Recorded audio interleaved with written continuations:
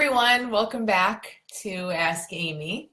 I have a question today from Maureen. Maureen sent a couple questions and they're really excellent, but I'm going to break them up, Maureen. So I'm going to answer one today because they both kind of deserve a little bit of treatment. So I'm going to get to one today and then we'll do one in the next few weeks. So Maureen asks, it's a little bit long. The question's on the long side, but stick with it. It's actually a simple question. And I think it's going to help a lot of people to see this. So she says, I was taught growing up that my emotions caused an inconvenience to others, so I learned to repress in order to be accepted. I developed pain as an adult during a stressful period of my life and eventually determined that it's a mind-body syndrome because the doctors couldn't find a physical cause for my pain. I believe I have pain in my physical body because that emotional energy is stuck. I'm afraid to not think about my thoughts because if I don't process the corresponding emotions, I could end up in physical pain. Once upon a time, I didn't realize I was repressing, yet I still developed pain. I can see now that it came from the original thought that I have to put others before myself, but that was an unconscious thought for me. But it developed into repressing emotional energy. So how do I keep my emotional energy flowing? What about these unconscious thoughts? So just to summarize this, if you're less familiar with this kind of stuff, Maureen's essentially saying that she grew up, like a lot of us, heard, oh, it's inconvenient for others. We don't like when you're hurting. So she obviously wasn't told that explicitly, but that's kind of what she picked up, right, as a kid, that it's not good when she feels emotion. So she learned on some level to kind of repress that and not really feel it. And as she's grown up, and especially when times are stressful, she feels it physically in her body. She can see the effects of that kind of habit of repressing. And there've been lots of times, it sounds like, when things have gone kind of haywire physically for her, when she's really stressed out and she knows she's sort of repressing that emotion. So she says she's afraid to not think her thoughts and process the corresponding emotions that go with them because she's afraid of getting sick, basically, or feeling bad physically, holding it in her body. So it leads to, kind of a lot of thinking and feeling of all this stuff, which doesn't feel so great, it sounds like. And so she's asking how to keep her emotional energy flowing. And then what about those buried unconscious thoughts? So the first thing I want to say, Maureen, is there was an Ask Amy maybe, 3-4 weeks ago about processing emotions that you might want to, it might be helpful. So just look back at that at some point when you get a chance.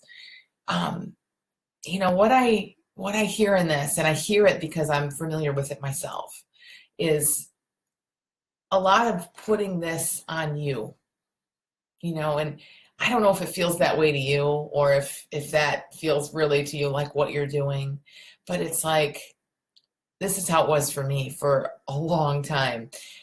I have to figure it out. I have to figure out why I feel sick, what's going on physically. I knew there was something, something felt like you kind of say blocked or repressed or hidden, all this stuff about, things that we learned or heard as a child and all, that it can be in there and it can be serving as a limitation for us in our adult life. And it's kind of hidden to some extent. We don't walk around knowing exactly what that is. So for me, I know there was a long time in my life when it just felt like a big puzzle. And it was like, okay, there's some secret code that everyone else knows how to crack and I don't, or at least the healthy, happy people know how to crack it and I don't. And life was kind of a search for what's buried, what's in there, how do I dig it out, how do I identify it, what do I do with it? And it's really, really exhausting to live like that. It's so exhausting that it might make you sick. So it adds a lot of stress and a lot of pressure. And there's just this feeling of it being on us, but then us not knowing what the heck to do. So it's a pretty horrible feeling. It really kind of sucks. So again, Maureen, you see how that resonates with you, but I can spot it because I was there for a really long time. And I just want to tell you how I hear your question and kind of flip this on its head for you. And again, this might be sort of the opposite of how you're seeing it. So just be patient with yourself. Just kind of try to listen with an open mind and just see what resonates in here. So what I hear in your question is that life is working absolutely perfectly through you right now. 100% perfectly. And I also hear that you've evolved in this so much already. There's so much, you say, that happened that you didn't see, and now you do see so much more that you've come to understand about this. And I want to suggest that that's because that's our design. That's how it's meant to go. So you say, you know, you used to hold on to all that stuff because it felt like people would be inconvenienced or not approve of you or whatever if you felt emotion. But you didn't stay there forever. You weren't stuck there. You saw, oh, that's what's happening. And luckily, you had some physical pain. Now, thank God you had that pain, because that pain kind of woke you up to, hey, what's going on with me? That's what pain does. That's what discomfort does. Emotional discomfort, physical pain, physical discomfort, discomfort in our lives, going bankrupt, getting a divorce, I don't know, big things happening in life, feeling really stuck in some area, any of that kind of discomfort. It's an invitation for us to look not at our life out there, not at what we're doing wrong, but the stories we're telling ourselves, like what we're thinking that doesn't look like we're thinking it up. So we can hear, you know, and hear just a lot of this pressure, and I shouldn't, and like you said, you know, at a young age, I shouldn't feel this emotion. This is going to be bad. Well, that's not true. You know, that's the way it looked to you at the time, right? It's what made sense to you. But the fact that that hurt, it physically, literally physically hurt to think that, is the best design in the world, and it's working perfectly in you. You can see it. It woke you up. It was an opportunity to wake up and say, whoa, I'm seeing this in a way that isn't helpful and isn't real. I'm living in this sea of thought, which is all we ever live in, every one of us, all the time. We're living in our own thinking. And I'm not seeing it as my own thinking. I'm thinking I shouldn't feel this, and it just looks like truth. So that discomfort is there to kind of be your wake-up sign. You also say so much about, you know, things that were repressed, and then you realized, oh, here's what I've been thinking for forever. You know, oh, I've been afraid to feel emotion because this is what I was taught. And like that, you know, you just say it so clearly in your question, you can really get a feel for how over time these things have become more visible to you. You didn't know that at one point. You didn't know what the heck was going on. And then you realized it, and then you saw things. And that might sound minor, and I'm sure in your life it felt like, yeah, I know I would say this, yeah, but it took me years, it took me decades of suffering to see that. But see if you can set that piece aside for a minute, the yeah but. Just set the yeah but aside for a second and see, look at that. What if our design, what if just the way all human beings are designed is just like this, that we think our lives into being. We are constantly creating with our own thought, brought to life. Sometimes we realize it. Most of the time we don't think thought has anything to do with it. We just think it's life doing this. And we get feedback. We have a perfect, absolutely perfect feedback system that's always working in the source of that kind of discomfort that you're talking about, or any kind of discomfort, really. And as we go through life and we see more about how to read those signs, rather than thinking, oh, now I have this other problem, I have physical pain, we see it as a sign that's there to wake us up, to show us that we're believing and thinking and doing stuff that's not helpful to us. And we start to let go around that. Then we just see more and more and more, and we see at a higher level. And things become revealed, just like you say, Maureen, you know, things that used to be repressed and hidden and you didn't know what was happening. Now you have more insight into that. And I just want to put it out there for you to see how this feels. Like, what if you didn't do that? All of that evolution that you've had around this issue and the things you've realized, what if it's less because of what you did? And it's more because that's just the nature of how we're all designed. That's what's going to happen. That's what wants to happen. When we get out of the way, it's what wants to happen through all people. It's just how it works. So I love that, you know, and there's so much in here about, you know, how do I process these emotions? What do I do? I have hidden stuff, you know, and again, I've lived in that for a long time. How do I bring it to life so I can deal with it? See if you can think of it less as anything you have to do, and more that you have it knows how to happen. It's meant to happen. It knows how to happen through you. And all we need to do, again, is know what the signals mean, know what the discomfort means, and get out of the way and let nature work through us, because there's no problem with you, Maureen. There's no problem with you at all. There's nothing wrong. There's no flaw. There's no major issue. There's just this little thing of misunderstanding the feedback, the constant feedback that we're getting. So what if it's that simple? If I love Michael Singer's work and The Untethered Soul and some of his more recent talks, and he talks about this in such a simple way.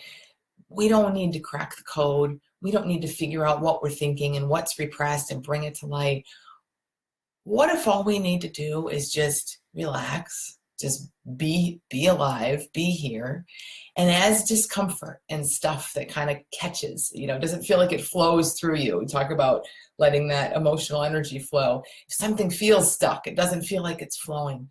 What if that's just this really kind little nudge that says, hey, just soften a little bit more, relax a little bit more, and this will just move right through you. It's no big deal. If there's something to see that you need to see, you'll see it. But you can't go looking for it. We can't try to dig it up. I have no idea how to do that. I wouldn't know how to tell you to do that. But I know that when we soften and we relax and we understand that we're okay, it comes up if it needs to come up. And if it's not there in our conscious awareness, we don't need to know it. I just believe that so deeply, and I really encourage everyone listening to try that on for yourself and see if it feels right. Does it feel right that we were designed in such a way that we have all this weight on our shoulders to try to figure out our problems? It just doesn't resonate with me, but I don't know, see what resonates with you. But I'll tell you, if you start to see like, no, everything, the design is perfect. And the only thing is that sometimes we all innocently get in the way because we're misunderstanding how things work. And that's such a temporary little human misunderstanding. It's a really nice way to live. It takes a lot off of you. It really does. And it just frees you up to do exactly what we're saying. You feel some pain, you feel that old stuff coming up. You just relax and it's okay. If I need to know it, I'll know it. And before you know it, you're okay because now you're relaxed and it just moves right through you. So this energy, these emotions, all this stuff, they're not buried, they're not hidden, and they can't get stuck. But we can be in a state where we're thinking, oh my gosh, there's stuff buried, there's stuff stuck, what's going on? And that sucks. And that will lead to stress and physical pain. So I hope you can kind of see I want to say it's a little shift, but really it's kind of flipping all of this around in a sense and seeing that you're okay. We're all okay. It's just that sometimes we think we aren't. And when we think we aren't, we tend to kind of get in the way of that design, the way that things kind of want to work through us. So it's actually really, really good news, Maureen. There's no secret puzzle. There's nothing we have to dig up. There's no code to crack. It's just kind of trying on, what if I work fine already? And this pain is actually my best friend. This pain is, and again, I mean that for you, a physical pain, but any discomfort any of us has, emotional, like physical, again, stuff happening in your life, like it's just an opportunity to say, hey, where am I thinking up my life? Where am I creating my experience in my own mind? Where it doesn't look like I'm the one thinking this up. It looks like it's a real solid fact. As soon as we can start to see that, it's an illusion that just starts to fall away by us shining a light on it, by us seeing it. And again, even that just kind of takes care of itself. So there's so much less to do. There's so much less wrong. There's nothing wrong in the big sense, in the bigger picture. And we just kind of want to see more about how this works, because the more we see about how it works, the better it works for us and through us. So I really hope this is helpful, Maureen. And I hope it's helpful for any of you. I mean, again, this is so common. This is stress. This is physical pain. How many people feel like they have physical symptoms that are tied to their emotions or how they're thinking?